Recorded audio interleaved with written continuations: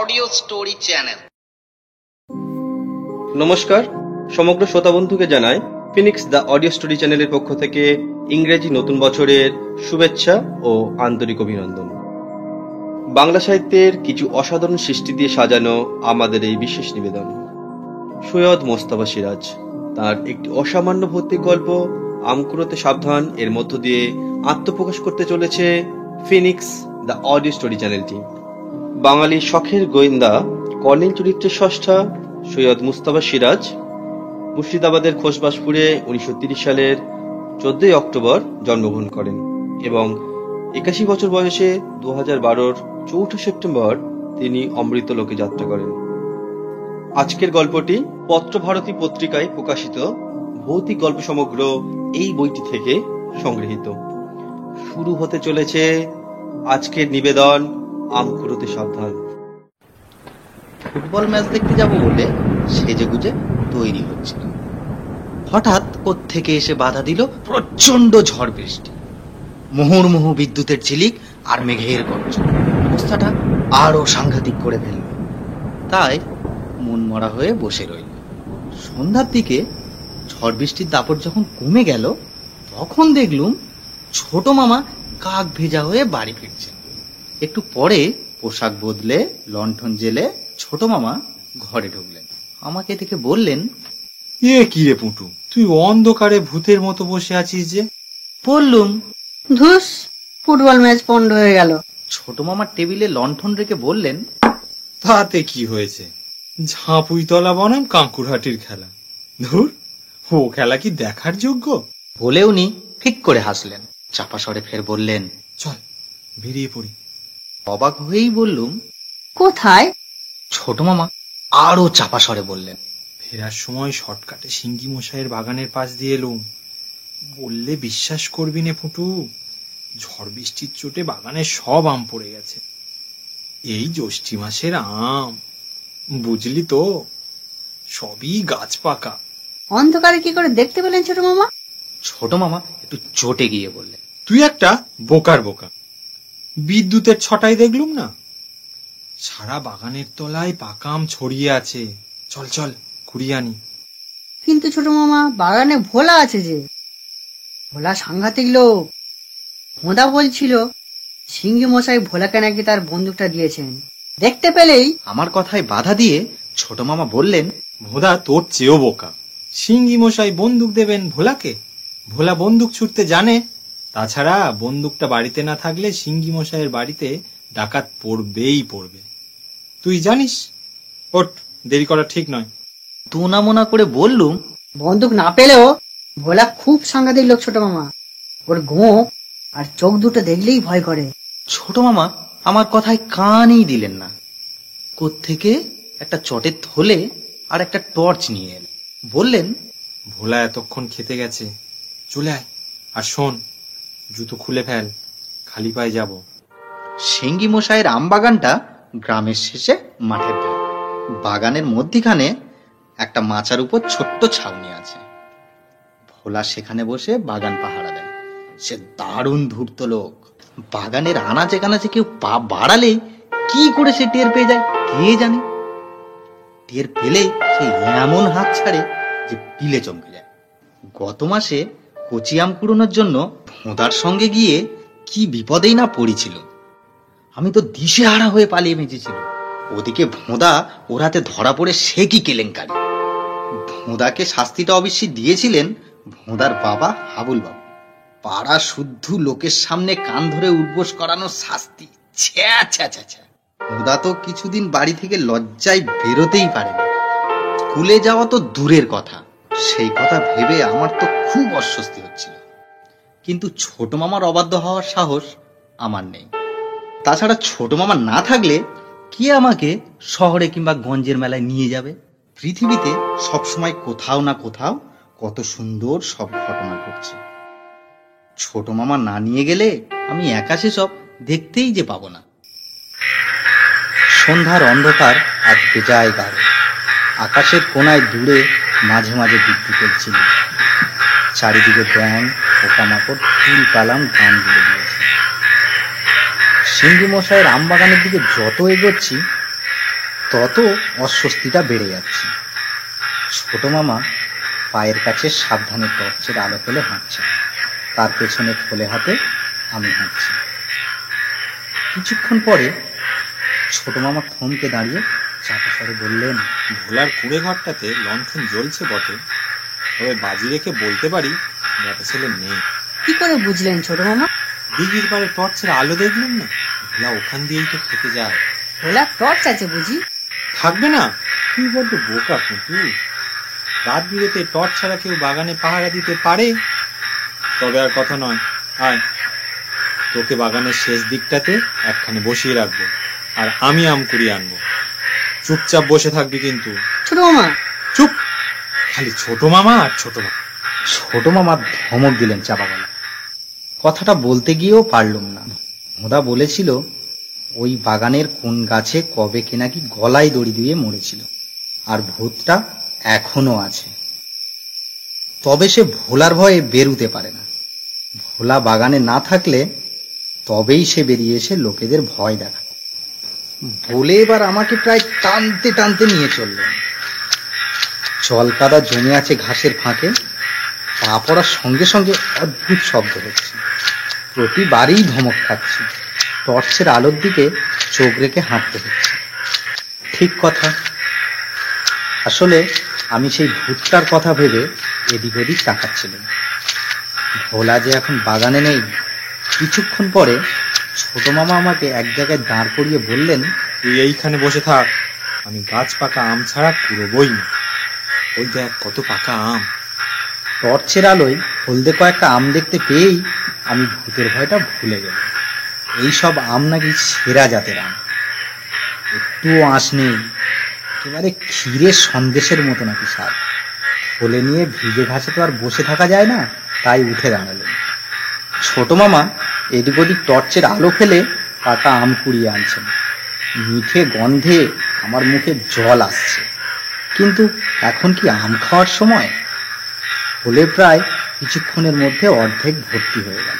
ছোট মামা বললেন, এবার আমি যাচ্ছি বাতাসা ভোগ গাছটার কাছে।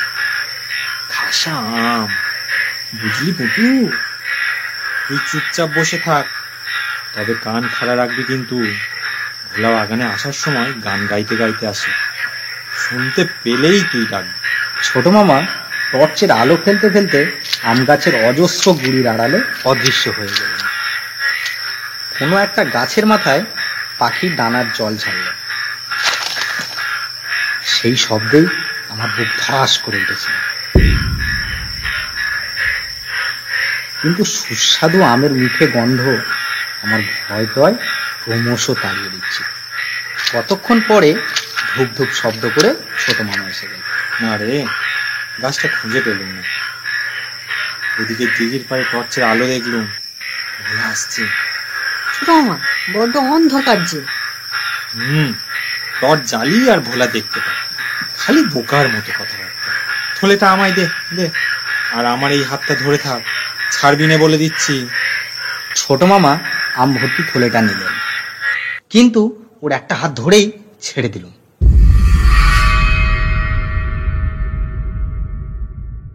উফ, কি সাংঘাতিক ঠান্ডা হিম হাত। ছোট মামা বললেন, কি হলো, হাত ছাড়লি কেন? আপনার হাত যে বিচ্ছিরি ঠান্ডা। ধুর বোকা, জল কাদা ঘেঁটে আম কুড়িয়েছি, হাত ঠান্ডা হবে না? এই সময় সত্যি সত্যি ভোলার হেঁড়ে গলার গান শুনতে পেল। ছোট মামার বরফের মতো ঠান্ডা হাতটা অগত্যা চেপে ধরে থাকত। ছোট মামা এবার প্রায় হন্তদন্ত হয়ে দৌড়চ্ছে। ছোট মামা দৌড়চ্ছে, আমিও দৌড়চ্ছি। কতক্ষণ দৌড়েছি জানি না। আমি এবার হাঁপিয়ে পড়েছিলাম। কাঁদো কাঁদো গলায় বললুম, ছোট মামা, আমার পা ব্যথা করছে যে। ছোট মামার মনে দয়া হলো, বললেন, অনেকটা ঘুরপথে আসতে হলো, কিন্তু কি আর করা যাবে, এবার আস্তে সুস্তে যাওয়া যাক। অন্ধকারে কিচ্ছু দেখা যাচ্ছে না।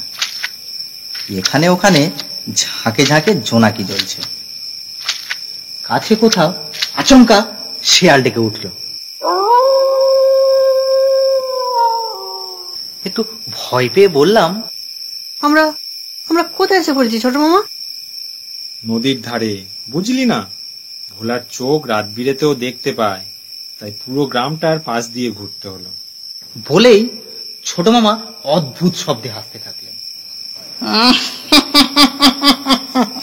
তা পুটু, এবার একটা আম টেস্ট করে দেখি, কি বলিস?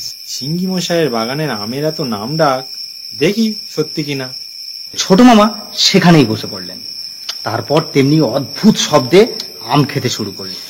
চুপচাপ দাঁড়িয়ে আছি আর ভাবছি, এবার আমাকেও বুঝি একটা আম খেতে দেবেন ছোট মামা। কিন্তু উনি যেন আমার কথা ভুলেই গেলেন। ক্রমাগত আম খাচ্ছেন আর আটিগুলো ছুঁড়ে ছুঁড়ে ফেলছেন।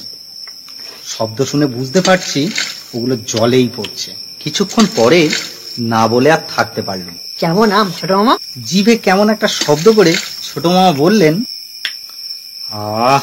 ফার্স্ট ক্লাস, তুই খেলে টের পেতিস পুটু, কিন্তু কি আর করা যাবে, সবগুলোই যে আমি ঝোঁকের বসে খেয়ে ফেললুম।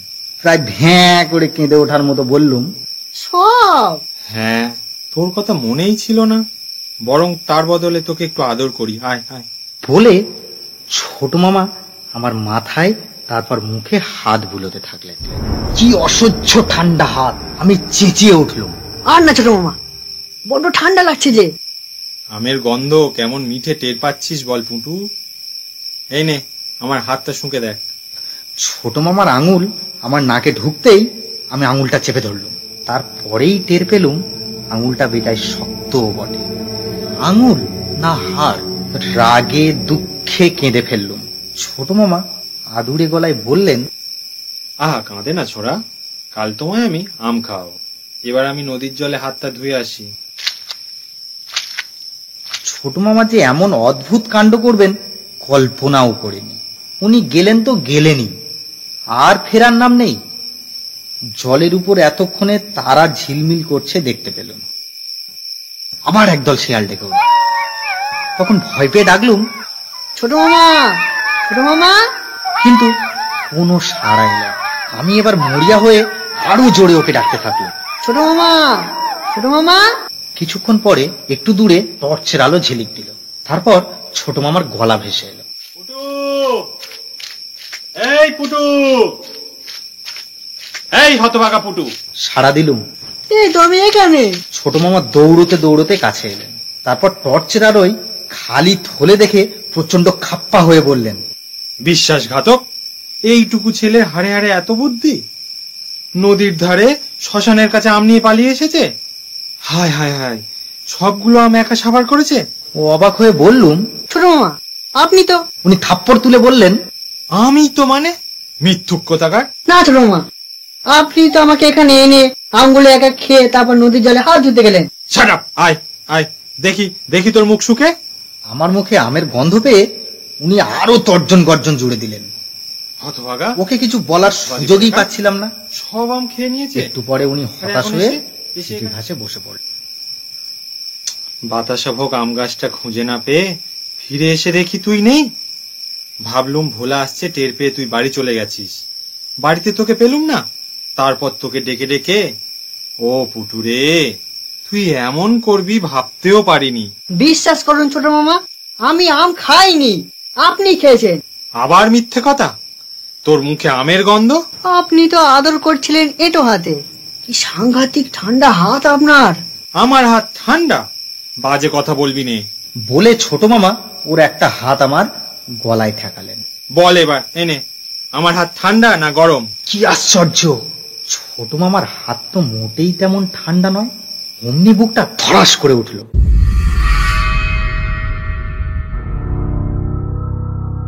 তাহলে ছোট মামা সেজে আমাকে নদীর ধারে শ্মশানে এনেছিল কে? তার আঙুলটা নিরেট হাড় কেন? আর ভাবতে পারলুম না। কাঁদো কাঁদো গলায় বললুম, ছোট মামা, তাহলে সিংহ মশাই বাগানের সেই গলায় ধরে ভূতটা আপনি সে যে আমাকে এখানে টেনে এনেছিল। Shut up! বলে ছোট মামা উঠে দাঁড়ালেন। খালি বাজে গপ্প। মিথ্যুক, লোভী, বিশ্বাসঘাতক! তোর শাস্তি পাওয়া উচিত। থাক থাক, তুই শ্মশানে পড়ে। এই আমি চললুম। ছোট মামা দৌড়তে থাকলেন। আমি মরিয়া হয়ে ওকে অনুসরণ করলাম। ভাগ্যিস ওকে টর্চ জেলে দৌড়তে হচ্ছিল, তাই ওর নাগাল পেতে কোনো অসুবিধা হচ্ছিল না।